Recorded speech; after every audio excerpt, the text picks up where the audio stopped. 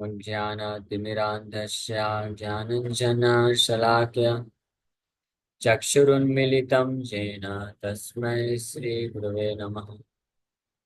नमो विष्णुपादाय कृष्णप्रेष्ठाय भूतले श्रीमते भक्तिवेदान्त स्वामिनिति नामिने। नमस्ते सारस्वती देवे गौरवाणी प्रचारिणे निर्विशेष शून्यवादी पाश्चात्य देश तारिणे। नमो महावदन्याय कृष्ण प्रेम प्रदायते कृष्णाय कृष्ण चैतन्य नामने गौरतुसे नमः। जय श्री कृष्ण चैतन्य प्रभु नित्यानंद श्री अद्वैत गदाधर श्रीवासादि गौर भक्त वृंद। हरे कृष्णा कृष्णा कृष्णा हरे हरे हरे राम राम राम हरे हरे। हरे कृष्णा। तो आप सभी भक्तों का हार्दिक स्वागत है आज के राम कथा में। सो हम लोग चर्चा कर रहे हैं श्री वाल्मीकि रामायण, इसका पहला स्कंद बाल कांड और चैप्टर 33, 33 नंबर अध्याय। कुशनाभा's daughters marry ब्रह्मदत्त। तो पिछले अध्याय में चर्चा की है कि कैसे कुशनाभ की 100 पुत्रियों को वायुदेव प्रपोज करते हैं विवाह के लिए।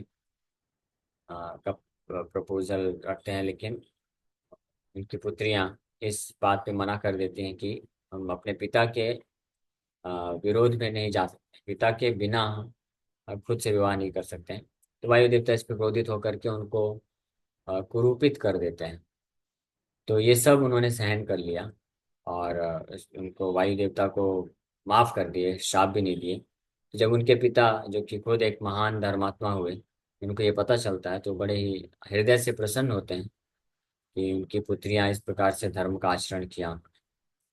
तो इस श्लोक में वो बोल रहे हैं, दुष्करम तद्धि वह क्षांतम त्रिदशेषु विशेषता यादृशी वह क्षमा पुत्र्या सर्वासाम अविशेषतः। For my daughters, the way you have demonstrated forgiveness without any discrimination is rare even for the demigods.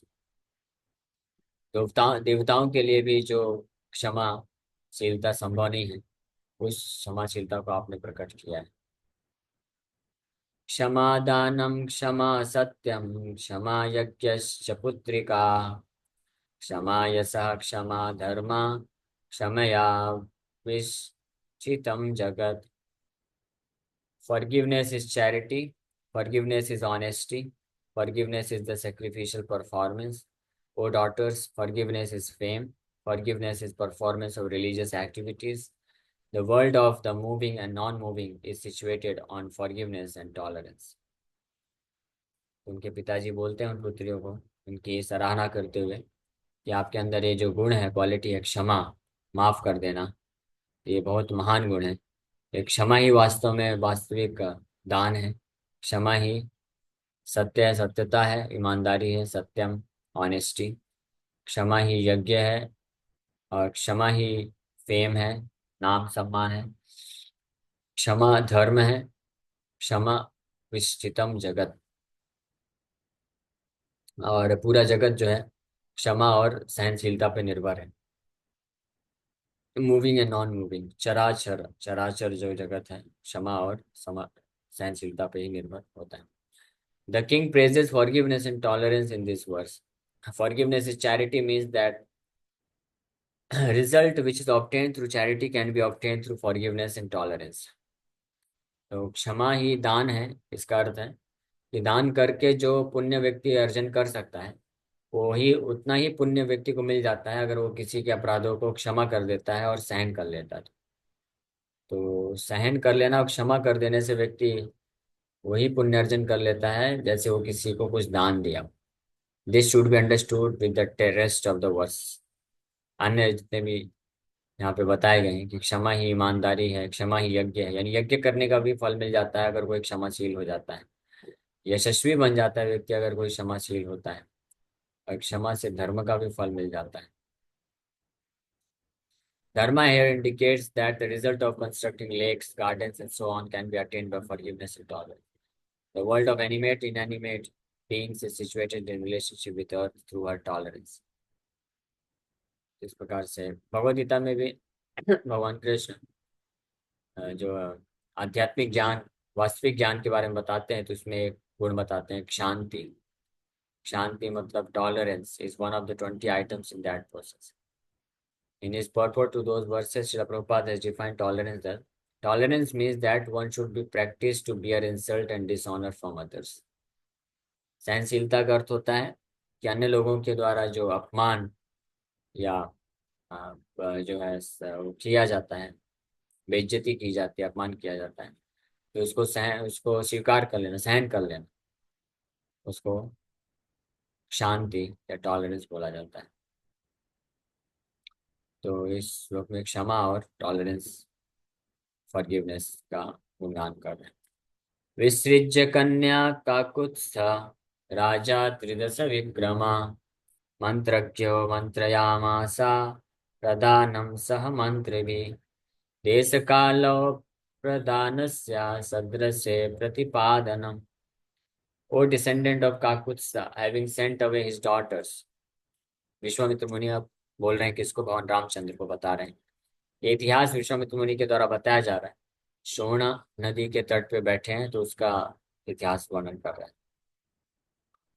तो इस प्रकार से हे काकुत्स्थ के वंशज भगवान राम को बोल रहे हैं कि इस प्रकार से अपनी पुत्रियों को भेज करके, the king who had been victorious over the demigods and who was a knower of good counsel discussed with his ministers about the marriage of his daughters and how to go about giving them in charity to an appropriate candidate in accordance with place and time.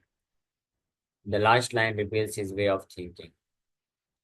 हालांकि राजा को बहुत दुख हुआ, राजा कुशनाभ, कि उनकी पुत्रियों का बिना कोई दोष के वायु देवता के द्वारा इस प्रकार से को शाप दिया गया है या कुरूपित कर दिया गया है। लेकिन इसके बावजूद भी ना तो उनकी पुत्रियों ने कोई रिवेंजफुल एक्शन लिया, हाँ, या घृणा या कुछ बदला लिया वायु देवता से, को श्राप दे करके कोई ऐसा कार्य नहीं किया। न ही राजा भी इस प्रकार का कोई कार्य करने का विचार कर रहे हैं। तो राजा इतने कुशनाभ इतने प्रतापी राजा थे कि she had been victorious over the demigods, देवताओं के ऊपर भी विजय प्राप्त कर चुके थे। तो वो चाहते तो अटैक भी कर सकते थे और विजय प्राप्त कर लेते, लेकिन उन्होंने ऐसा नहीं किया। वो अपने मिनिस्टर जो होते मंत्रियों की सभा आयोजित करते हैं और वहाँ पे चर्चा करते हैं कि अब उनकी पुत्रियों का विवाह किस प्रकार से किया जाए और किसको वो कन्यादान करें, आगे क्या सही करना है उसके बारे में विचार कर रहे हैं। बदले की भावना को त्याग दिए राजा भी, इसीलिए बोला गया परम धर्मात्मिका। राजा कुशनाभ परम धार्मिक थे, परम धार्मिक। एतस्मिन्नेव काले तु चूली नाम महामुनि ऊर्ध्वरेता शुभाचारो ब्राह्मं तप उपागतम्। At this time, a great sage named Chuli, who had practiced unbroken celibacy and auspicious behavior, engaged in spiritual austerity. तो विचार विमर्श करते हुए वो लोग एक चूली नाम के महान ऋषि के बारे में चर्चा कर रहे हैं। एतस्मिन् एव काले indicates that Chuli was a contemporary of Kushnab.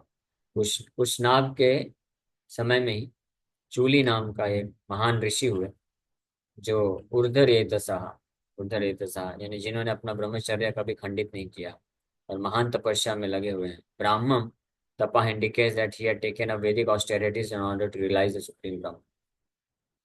तो वो इस प्रकार से शुभाचारा ब्राह्मम तपः उपागतम,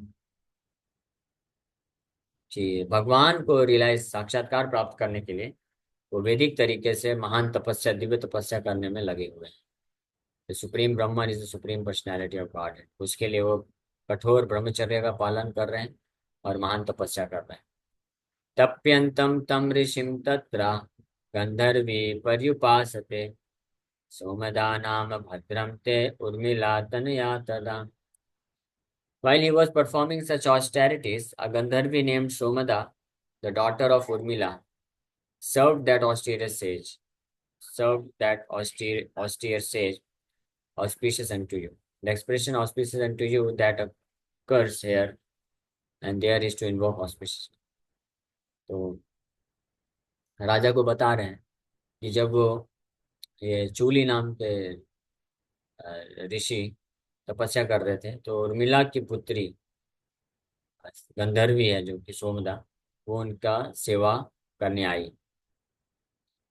सा च तं प्रणता भूत्वा शुश्रूषण परायणा उवास काले धर्मिष्ठा तस्यास्तुष्टोऽभवत् गुरुः। That lady fixed in Vedic dharma, surrendering unto him, and having become absorbed in services to him, resided near him. In a short while, the Guru became satisfied with her. तो सोमदा, वो गंधर्वी, वैदिक धर्म का पालन करते हुए उन चूली ऋषि जो हुए उनके प्रति समर्पण करती हैं और उनके सेवा में अपने आप को लगा करके उनके साथ उनके पास में ही रहने लग गई। और बहुत जल्द ही उनके गुरु उनसे संतुष्ट हो जाते हैं। Because he was a Brahma rishi, he is referred to as guru है। तो ये जो ऋषि हुए ये ब्रह्म ऋषि हुए, इसलिए इनको गुरु करके एड्रेस किया जा रहा है। सशताम काल योगेन प्रोवाच रघुनंदन परितुष्टोऽस्मि भद्रं ते किं करोमि तव प्रियम्। O beloved of the Raghus, over time he told her, let there be auspicious unto you. I am satisfied. What can I do to make you happy? सो हे रघुनंदन, विश्वामित्र मुनि भगवान रामचंद्र को एड्रेस करते हुए बोल रहे हैं कि कुछ समय पश्चात वो ऋषि जो है चूली ऋषि उस गंधर्वी को संबोधित करते हुए बोलते हैं कि आपकी सेवा की भावना से मैं संतुष्ट हूँ, आपके लिए मैं क्या कर सकता हूँ। काली योगेना indicates that the great sage spoke to her over time when her service had attained maturity over time. काल योगेना, समय, उतना समय होने के बाद जब उनके द्वारा जो सेवा अर्पण किया जा रहा है वो परिपक्व हो गया, तब जो है वो संतुष्ट होकर के उनको पूछते हैं कि क्या कर सकते हैं। इसी प्रकार से जो भक्त श्रद्धा के साथ, विनम्रता के साथ भगवान की सेवा में अपने आप को लगा देते हैं उत्साह निश्चय और धैर्य पूर्वक, तो काल योगेना, कालांतर में जब समय होता है, जब सेवा की परिपक्वता हो जाती है, तो भगवान खुद साक्षात प्रकट होकर के साक्षात्कार प्रदान करते हैं और ऐसे भक्त के प्रति संतुष्ट हो जाते हैं। परितुष्टं मुनिं ज्ञात्वा गंधर्वी मधुरस्वरा उवाच परमप्रीता वाक्यज्ञा वाक्यकोविदम्। Understanding that the sage was very satisfied, the Gandharvi was greatly pleased. With a sweet voice and knowledge of how to speak, he spoke the following to the sage, who was himself expert in speech. Vakya Kovidam indicates that the great sage was capable of good speech. तो जब गंधर्वी को ये आभास हुआ, समझ में आया कि वो जो ऋषि हैं पूर्ण बहुत उनसे संतुष्ट हैं उनकी सेवा से, तो वो खुद इतनी प्रसन्न हो गई और मधुर स्वर में परम प्रीता वाक्याज्ञा, मधुर स्वर में वो इस प्रकार से ऋषि को बोलती है, जो कि खुद वाक्य को विदम। लक्ष्म्या सुमुदितो ब्रह्म्या ब्रह्मभूतो महातपा ब्राह्मेण तपसा युक्तं पुत्रमिच्छामि धार्मिका। O righteous one, you are shining with spiritual splendor. You are a liberated soul of great austerities. I desire a son endowed with spiritual austerity from you. तो गंधर्वी जब वो प्रसन्न होकर के बोले, तो वो बोलती हैं कि आप लक्ष्म्या समुदोदितो ब्रह्म्या, आप ब्रह्म तेज से आध्यात्मिक रूप से बहुत ही दिव्य हैं और आप एक मुक्त पुरुष हैं अपनी महान तपस्या के कारण। तो मैं आपके द्वारा, आपकी आध्यात्मिक तपस्या के द्वारा एक पुत्र की प्राप्ति की इच्छा करती हूँ।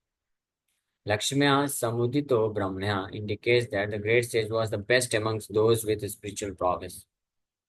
Therefore, he was a Brahma Bhuta, that is equal to Lord Brahma. Therefore, the Gandharvi desired a son from him. A variant reading of this first line is Dipyasya Paraya Lakshmya, meaning you shine with superior splendor. तो उनके दिव्य तपस्या से जो ब्रह्मभूत की स्थिति को उन्होंने प्राप्त किया था, जिससे प्रभावित होकर के ये गंधर्व भी उनसे पुत्र की इच्छा करते हैं। अपतिश्चास्मि भद्रम ते भार्या चास्मि न कस्यचित् ब्राह्मणोपगतया गतायाश्चा दातुमर्हसि मे सुतम्। Auspiciousness unto you, I don't have a husband and I am not anyone's wife. With your spiritual potential, you should give me a son, for I have approached and served you. बोल रहे हैं कि मैं अभी कुमारी हूँ, मेरा कोई पति नहीं है, और ना ही मैं किसी की अ, पत्नी हूँ। और साथ ही साथ में कश्चित ब्राह्मण उपगायता, आपके आध्यात्मिक शक्ति से आप मुझे एक पुत्र को प्रदान करेंगे, इसके लिए मैं आपके पास आई और आपका सेवा किया। Bharya Chasmi na Kashachit indicates that she had never been anyone's wife. She was not a widow. She had surrendered unto the sage and she wanted a son exclusively born from sage's spiritual glory alone. So आध्यात्मिक शक्ति के द्वारा ब्राह्मण उपगायता, आध्यात्मिक शक्ति के द्वारा आपसे मैं पुत्र को प्राप्त करना चाहती हूँ। यानी साधारण तरीके से जैसे स्त्री पुरुष संग करके पुत्र प्राप्त करते हैं, वैसा उस प्रकार से यूनियन करके संग करके प्राप्त नहीं करना चाहते। ये एक आध्यात्मिक विषय। She was well aware of the sage's spiritual potential, therefore she wanted him to bless her with a son without engaging in sexual activities. She wanted to have child merely by his blessings from a distance on. तो एक क्योंकि वो महान ऋषि थे और ब्रह्मभूत स्थिति में थे, तो गंधर्वी चाहती थी कि बिना उनका फिजिकली उनके साथ संग किए वो अपनी आशीर्वाद से उनको एक पुत्र की प्राप्ति करें, बिना उनका स्पर्श किए। इस प्रकार की इच्छा वो प्रकट कर रहे हैं। तस्या प्रसन्न ब्रह्म ऋषिर तदौ पुत्रम अनुत्तमम् ब्रह्मदत्त इति ख्यातम मानसम चूलिना सुतम। Pleased with her, Brahmarshi Chuli gave her an excellent son known as Brahmadatta. This Brahmadatta was Chuli's mental son. तो इस प्रकार से जब रिक्वेस्ट किए गए तो महान ऋषि ब्रह्म ऋषि चूली उनको एक बहुत ही उत्तम पुत्र प्रदान करते हैं। ब्रह्मदत्त अपने मन से प्रदान करते हैं, यानी फिजिकली संग किए बिना डायरेक्ट अपने मन से उनके गर्भ में स्थानांतरित कर देते हैं, और इस प्रकार से ब्रह्मदत्त को पुत्र के रूप में वो गंधर्वी प्राप्त करते हैं। The sage Chuli gave her a son from his mind. The son was known as Brahmadatta, the one who was given by dint of spiritual austerities. So आध्यात्मिक तपस्या के बल पे वो पुत्र को प्रदान करते हैं। स राजा सौमदेयस्तु पुरीम अध्यावसत् तदा काम पिल्यां परया लक्ष्म्या देवराजो यथा दिवम्। That Kshatriya, the son of Somada, resided in the city of Kampilya with great prosperity, just as the king of the Devas resides in the heavens. So while King Kushna was contemplating getting his daughters married, Brahmadatta was residing in the city. तो वो क्षत्रिय पुत्र हुए, सोमदा गंधर्वी के पुत्र ब्रह्मदत्ता, वो काम्पिल्या नामक नगर में बहुत ही समृद्धि के साथ वहाँ पे निवास कर रहे थे। जैसे देवताओं के राजा स्वर्ग में रहते हैं, उस प्रकार से वो वहाँ पे रह रहे थे। सबुद्धिम कृतवान राजा उष्णाभा सुधार्मिका ब्रह्मदत्ताय काकुत्स्था दातुम कन्या सतम तदा। O descendant of Kakutstha, at that time the very dharmic king Kushanabha made up his mind to give his 100 daughters in charity to Brahmadatta in marriage. Tada indicates that when Brahmadatta was residing in the city known as Kampilya, the king came to this decision. तो जब कुशनाभ राजा इस प्रकार से ब्रह्मदत्त की अद्भुत जन्म के बारे में सुनते हैं, उसकी अद्भुत शक्ति के बारे में सुनते हैं, तो वो डिसाइड करते हैं कि अपनी 100 पुत्रियों को वो ब्रह्मदत्त के साथ विवाह कराएंगे। तमाहु तमाहूय महातेजा ब्रह्मदत्तम महीपति ददौ कन्या सतम राजा सुप्रीतेनान्तरात्मना। The greatly powerful and pleasing Emperor Kushnab called for that Brahmadatta and with a very delighted heart gave his 100 daughters to him in charity in marriage. So राजा कुशनाभ ब्रह्मदत्त को बुलाते हैं और बड़े ही आनंदमय हृदय के साथ अपनी 100 पुत्रियों को उनको विवाह में दान करते हैं। यथाक्रमं ततः पाणिं जग्राह Raghunandana ब्रह्मदत्तो महीपालस्तासां devapatiryatha. O beloved of the Raghus, then, like the king of the demigods, King Brahmadatta accepted the hands of those girls one after another. Devapatiryatha indicates that Brahmadatta was equal to Indra in his prosperity. तो इंद्र के समान समृद्धि और ईश्वर रखने वाले ब्रह्मदत्त कुशनाभ महाराज के द्वारा जो 100 पुत्रियां प्रदान की गई उनको विवाह में स्वीकार करते हैं। शिक्षा तो यहीं पर विराम करते हैं। Thank you very much. Hare Krishna Krishna Krishna Hare Hare Ram Hare Ram Ram Hare Krishna.